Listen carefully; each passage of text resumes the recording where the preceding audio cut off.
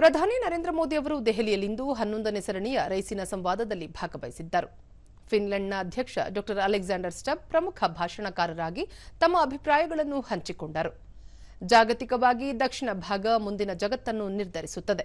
ಅದರಲ್ಲಿ ಭಾರತದ ಪಾತ್ರ ನಿರ್ಣಾಯಕವಾಗಿದೆ.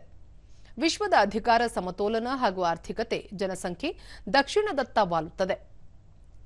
ಪಾಶ್ಚಿಮಾತ್ಯ ಅಧಿಪತ್ಯ ತಗ್ಗಲಿದೆ. ಪ್ರಸಕ್ತ ದಿನಗಳಲ್ಲಿ ವಿಶ್ವದ ರಾಜಕಾರಣದಲ್ಲಿ ಬೃಹತ್ ಸವಾಲುಗಳು ಕಂಡುಬರುತ್ತಿವೆ. ಕಾರ್ಯನಿರ್ವಹಿಸುವ ಜಾಗತಿಕ ಶಕ್ತಿ ಇಲ್ಲದೆ ಅಧಿಕಾರದ ಶೂನ್ಯತೆ ಕಂಡುಬರುತ್ತಿದೆ. ಅಂತಾರಾಷ್ಟ್ರೀಯ ನಿಯಮಗಳನ್ನು ಕೆಲ ದೇಶಗಳು ಉಲ್ಲಂಘಿಸುತ್ತಿವೆ. ಇದರಿಂದಾಗಿ ಜಾಗತಿಕ ವ್ಯವಸ್ಥೆಗಳು ಕುಸಿಯುತ್ತಿವೆ ಎಂದರು. ಭಾರತ ಯಾವುದೇ ಭ್ರಮೆಯಲ್ಲಿಲ್ಲ. ಪ್ರಾಯೋಗಿಕ ದೃಷ್ಟಿಕೋನದ ಮೇಲೆ ತನ್ನ ವಿದೇಶಾಂಗ ನೀತಿಯನ್ನು ರೂಪಿಸಿದೆ. ಯಾವುದೇ ದೇಶದ ಸದ್ಭಾವನೆಯ ಮೇಲೆ ಭಾರತ ಅವಲಂಬಿತವಾಗಿಲ್ಲ. ಇದು ಅರ್ಥಪೂರ್ಣ ವಿಧಾನವಾಗಿದೆ. ಹಾಗೆಂದು ಭಾರತ ತನ್ನನ್ನು ತಾನು ಪ್ರತ್ಯೇಕಿಸಿಕೊಳ್ಳುವುದಿಲ್ಲ.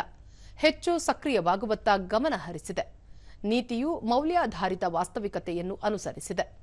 ಇದಕ್ಕೆ ಉತ್ತಮ ಉದಾಹರಣೆ ಭಾರತ. ವಿಶ್ವಸಂಸ್ಥೆ ಸದಸ್ಯ ರಾಷ್ಟ್ರವಾಗಿ ಭಾರತ ಉತ್ತಮವಾಗಿ ಕಾರ್ಯನಿರ್ವಹಿಸುತ್ತಿರುವುದೇ ಇದಕ್ಕೆ ನಿದರ್ಶನ ಎಂದರು. ವ್ಯಾಪಾರವನ್ನು ಭೌಗೋಳಿಕ ಸಾಧನವಾಗಿ ಬಳಸಲಾಗುತ್ತಿದೆ. ಈ ಯುಗದಲ್ಲಿ ಭಾರತದ ನಾಯಕತ್ವ ಹೆಚ್ಚು ಅಗತ್ಯ. ಹೊಸ ತಂತ್ರಜ್ಞಾನಗಳು ಅಭಿವೃದ್ಧಿ ಹೊಂದಿದ ಮತ್ತು ಅಭಿವೃದ್ಧಿಶೀಲ ರಾಷ್ಟ್ರಗಳ ಅಂತರವನ್ನು ಹೆಚ್ಚಿಸಬಾರದು. ಕೃತಕ ಬುದ್ಧಿಮತ್ತೆಯಿಂದ ಹವಾಮಾನ ಬದಲಾವಣೆ ಸೇರಿದಂತೆ ಹಲವು ವಿದ್ಯಮಾನಗಳಲ್ಲಿ ನೆರವಾಗಲಿದೆ ಎಂದು ಹೇಳಿದರು. ವಿದೇಶಾಂಗ ಸಚಿವ ಡಾ ಎಸ್ ಜೈಶಂಕರ್ ಮತ್ತಿತರರು ಭಾಗವಹಿಸಿದ್ದರು. Concrete normative proposals on how to fix the global order and make it work better for all.